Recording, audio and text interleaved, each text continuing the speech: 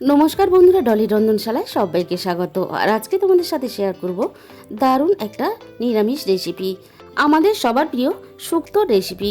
আর এইভাবে শুক্তো রান্না করলে তাহলে কিন্তু বাচ্চা থেকে বড় সবাই একেবারে চেটে পুটে খাবে। তোমরা হয়তো অনেকে অনেক রকমভাবে শুক্তো রান্না করে খেয়েছো, তবে একবার হলেও এইভাবে পনির শুক্তো রান্না করে খেয়ে দেখো। একবার এইভাবে রান্না করে খেলে বারবার এইভাবে রান্না করে খেতে ইচ্ছে করবে। আজকের রান্না কি কি লাগছে তোমাদের আমি দেখিয়ে দেবো। এখানে আমি বড় সাইজের একটা রাঙা আলু এইভাবে লম্বা করে কেটে নিয়েছি, আর নিয়েছি কিছুটা সজনে ডাঁটা কেটে, আর নিয়েছি একটা মাঝারি সাইজের আলুর অর্ধেক এইভাবে লম্বা করে কেটে, আর একটা ছোট সাইজের পেঁপের অর্ধেক এইভাবে লম্বা করে কেটে নিয়েছি, আর নিয়েছি এখানে একটা কাঁচকলা এইভাবে লম্বা করে কেটে, আর কয়েকটা উচ্ছে এইভাবে একটু মোটা করে লম্বা করে কেটে নিয়েছি। কয়েক টুকরো আমি এখানে বেগুন নিয়েছি, সব কিছু খুব ভালোভাবে ধুয়ে পরিষ্কার করে নিয়েছি। আর এই শুক্তো রান্নার জন্য আমি এখানে প্রায় 200 গ্রাম পরিমাণ পনির নিয়েছি। আমি এখানে যে পনিরটা ব্যবহার করেছি, নর্মাল যে ফ্রেশ পনিরটা পাওয়া যায় সেই পনিরটাই আমি এখানে রান্নাতে দেব। তোমরা চাইলে তোমাদের মতন করে যে কোনো পনিরই এই রান্নাতে ব্যবহার করতে পারো। আমি এখানে পনিরগুলো ছোট ছোট টুকরো করে কেটে নেব। আর একবার হলেও এইভাবে পনির শুক্তো রান্না করে খেয়ে দেখো, অসাধারণ খেতে লাগে। সমস্ত পনিরগুলো আমি এইভাবে ছোট ছোট টুকরো করে কেটে নিলাম। এবারে রান্নার জন্য আমি কড়াইয়ের মধ্যে প্রথমে প্রয়োজন মতো তেল দিয়ে দিলাম। তেলটা আমি খুব ভালোভাবে গরম করে নেব হাই হিটে। এবার আমি তেলের মধ্যে দিয়ে দিলাম অল্প একটু কাশ্মীরি লঙ্কার গুঁড়ো, আর দিয়ে দেবো এখানে স্বাদ মতো লবণ। এই সময় গ্যাসের ফ্লেমটা একেবারে লোতে দিয়ে আমি কেটে রাখা সমস্ত পনিরগুলো তেলের মধ্যে দিয়ে দিলাম। এবারে পনিরগুলো আমি হালকা হাতে নাড়াচাড়া করে খুব ভালোভাবে ভেজে নেব। লবণ আর কাশ্মীরি লঙ্কার গুঁড়ো দিয়ে পনিরটা ভাজলে খেতেও ভালো লাগবে, আর পনিরের গায়ে একটা সুন্দর কালারও চলে আসবে।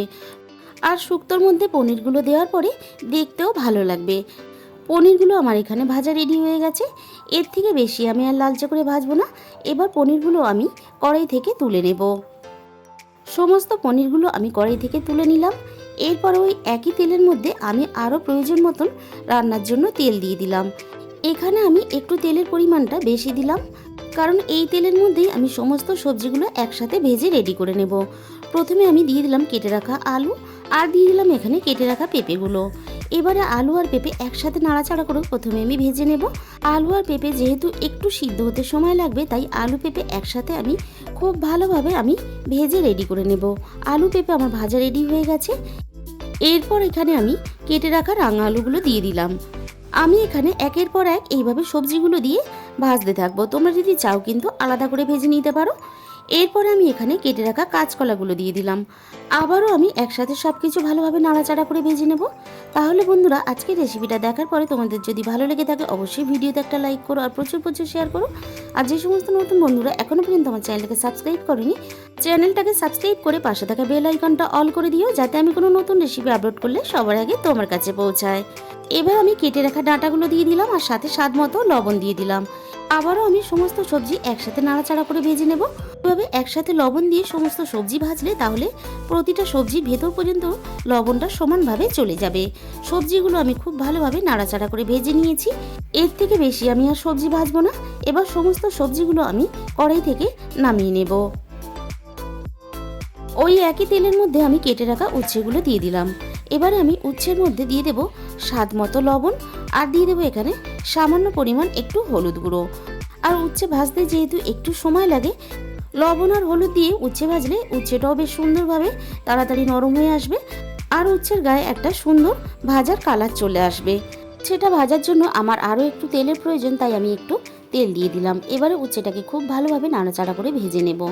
উচ্ছে কিন্তু আমি এখানে খুব বেশি কড়া করে ভাজবো না, তাহলে একটা তিতকুটে ভাব চলে আসবে আর খেতে ভালো লাগবে না। উচ্ছেগুলো এরকম একটু কাঁচা কাঁচা রেখে লালচে করে আমি ভেজে এবার আমি কড়াই থেকে তুলে নিলাম। সমস্ত উচ্ছেগুলো আমি ভেজে রেডি করে নিলাম। এরপরে ওই একই তেলের মধ্যে আমি আরও একটু প্রয়োজন মতো তেল দিয়ে দিলাম। তেলের মধ্যে আমি ফোড়নে দিয়ে দিলাম অল্প একটু 5 ফোড়ন, আর দিয়ে দেবো এখানে 2টো শুকনো লঙ্কা, আর দিয়ে দেবো এখানে 2টো তেজপাতা কুচি। আর আমি ফোড়নের সাথে এখানে প্রয়োজন মতন আদা বাটা দিয়ে দিলাম। এবারে আমি আদাটাকে একটু নাড়াচাড়া করে কাঁচা গন্ধটা চলে যাওয়া পর্যন্ত ভেজে নেব। এরপরে আমি এখানে অল্প পরিমাণ হিং যোগ করে দিলাম। অল্প পরিমাণে হিং দিলে শুক্তোর স্বাদ ও গন্ধ দুটোই দুর্দান্ত হয়। এবার আমি সামান্য পরিমাণ জল দিয়ে দিলাম, যাতে না আদা আর হিংটা পুড়ে যায়। এবার আমি একে একে মশলাগুলো দিয়ে দেব। দিয়ে দিলাম 1 চামচ পরিমাণ ধনে গুঁড়ো, আর দিয়ে দিলাম 1 চামচ পরিমাণ জিরে গুঁড়ো, এবারে মশলাটা খুব ভালোভাবে আমি কষিয়ে নেব। মশলা যত ভালোভাবে কষানো হবে শুক্তোর স্বাদ ও গন্ধ ততটাই ভালো হবে। মশলা খুব ভালোভাবে কষিয়ে নেওয়ার পরে এখানে আমি বেগুনগুলো দিয়ে দিলাম। এবার বেগুনগুলো আমি মশলার সাথেই কষিয়ে নেব। বেগুন এখানে আলাদা করে ভেজে শুক্তোর মধ্যে দেওয়ার সাথে সাথেই অনেকটা গলে যেত, তাই আমি মশলার সাথেই কষিয়ে নিলাম। বেগুনটা খুব ভালোভাবে কষানোর পরে এখানে আমি স্বাদ মতো চিনি দিয়ে দিলাম। শুক্তোতে অবশ্যই একটু চিনি ব্যবহার করার চেষ্টা করবে, তাহলে স্বাদের ব্যালেন্সটা ঠিকঠাক থাকবে। এবার স্বাদ মতো লবণ দিয়ে আমি আবারও খুব ভালোভাবে মশলার সাথে বেগুনটাকে কষিয়ে রেডি করে নিলাম। এরপর এখানে ভেজে রাখা সমস্ত সবজিগুলো দিয়ে দিলাম। বন্ধুরা, তোমরা হয়তো অনেকে অনেক রকমভাবে শুক্তো রান্না করে খেয়েছো, তবে একবার হলেও এইভাবে পনির শুক্তো বানিয়ে তোমরা খেয়ে দেখো। নিরামিষ দিনে হোক বা এমনি দিনে, আর অন্য কোনোভাবেই শুক্তো রান্না করে খেতে ইচ্ছে করবে না। আর এইভাবে শুক্তো রান্না করলে তাহলে কিন্তু বড়দের সাথে সাথে ছোটরাও বেশ আনন্দ করে খেয়ে ফেলবে। সমস্ত সবজি আমি খুব ভালোভাবে কষিয়ে নিয়ে এখানে পরিমাণ মতো জল দিয়ে দিলাম। এবার আমি সবজিগুলো খুব ভালোভাবে সিদ্ধ হতে দেব। আর এখানে জলের পরিমাণটা একটু বেশি দিতে হবে, না হলে বাকি মশলাগুলো শুক্তোর মধ্যে দেওয়ার পরে শুক্তোটা অনেকটাই গাঢ় হয়ে যাবে। সবজিগুলো এখানে খুব ভালোভাবে সিদ্ধ হতে থাক। এবারে একটা মশলা রেডি করে নেব। এর জন্য মিক্সিং জারের মধ্যে আমি এখানে দিয়ে দিলাম 1 চামচ পরিমাণ সাদা কালো সর্ষে, আর সাথে দিয়ে দিলাম এখানে হাফ চামচের মতো রাঁধুনি, আর এখানে দিয়ে দিলাম 1 চামচ পরিমাণ পোস্ত। এবার আমি এখানে সব শেষে দিয়ে দেব বেশ কয়েকটা কাজু বাদাম। এবারে আমি সব শেষে দিয়ে দিলাম সামান্য পরিমাণ জল। খুব ভালোভাবে সব কিছু একসাথে পেস্ট বানিয়ে আমি একটা বাটির মধ্যে ঢেলে নিয়েছি। এবারে এর সাথেই আমি এখানে দিয়ে দেব 2 চামচ পরিমাণ গুঁড়ো দুধ। আর এইভাবে মশলা বানিয়ে শুক্তো রান্না করলে এর স্বাদ কিন্তু সম্পূর্ণ আলাদা হয়। এবার আমি মশলার সাথে গুঁড়ো দুধটা খুব ভালোভাবে মিশিয়ে রেডি করে নেব। খেয়াল রাখতে হবে গুঁড়ো দুধের কোনো ডেলা যেন এর মধ্যে থেকে না যায়। একসাথে খুব ভালোভাবে মিশিয়ে আমি রেডি করে নিলাম। এবার আমি ঢাকা খুলে দেখে নেব সব কিছু খুব ভালোভাবে সিদ্ধ হয়েছে কিনা। আবারও আমি এখানে একটু নাড়াচাড়া করে নেব। সমস্ত সবজি আমার এখানে খুব ভালোভাবে সিদ্ধ হয়ে গেছে, আর ঝোলটাও বেশ অনেকটাই কমে গেছে। একটা পেঁপে আমি দেখে নিলাম খুব ভালোভাবে সিদ্ধ হয়ে গেছে। এবার আমি এখানে ভেজে রাখা পনিরগুলো দিয়ে দিলাম, আর সাথেই আমি এখানে দিয়ে দিলাম ভেজে রাখা উচ্ছেগুলো। এরপর আমি পনির আর উচ্ছে একসাথে আবারও খুব ভালোভাবে নাড়াচাড়া করে ঝোলের সাথে মিশিয়ে দিলাম। আর এই শুক্তো রান্নাতে কোনো ভাজা বড়ি ব্যবহার করবে না, তাহলে পনিরের স্বাদটা নষ্ট হয়ে যাবে।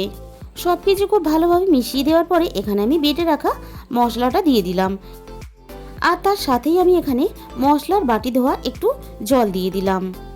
আবারও আমি এখানে সব কিছু একসাথে নাড়াচাড়া করে মিশিয়ে দিয়ে এখানে আমি মিনিট 5 মতন রান্নাটা করে নেব। আর অনেকটা সময় ধরে এখানে ফুটিয়ে শুক্তোটা রান্না করলে তাহলে গুঁড়ো দুধ সর্ষে পোস্ত স্বাদটা নষ্ট হয়ে যাবে। আর বন্ধুরা, তোমরা হয়তো অনেক রকমভাবে শুক্তো রান্না করে খেয়েছো, তবে একবার হলেও এই পনির শুক্তো রান্না করে খেয়ে দেখো, অসাধারণ খেতে লাগে। এবারে আমি এখানে গ্যাসের ফ্লেমটা বন্ধ করে দেব। এবারে আমি এখানে শুক্তোর মধ্যে দিয়ে দেব 1 চামচ পরিমাণ গরম মশলার গুঁড়ো, আর আমি এখানে সব শেষে দিয়ে দিলাম বেশ খানিকটা ঘি। এখানে আমি 2 চামচ পরিমাণ ঘি ব্যবহার করলাম। শুক্তোতে একটু ঘিয়ের পরিমাণটা বেশি ব্যবহার করলে খেতে ভালো লাগে, তবে তোমরা তোমাদের মতন করে ঘিয়ের পরিমাণটা ব্যবহার করবে।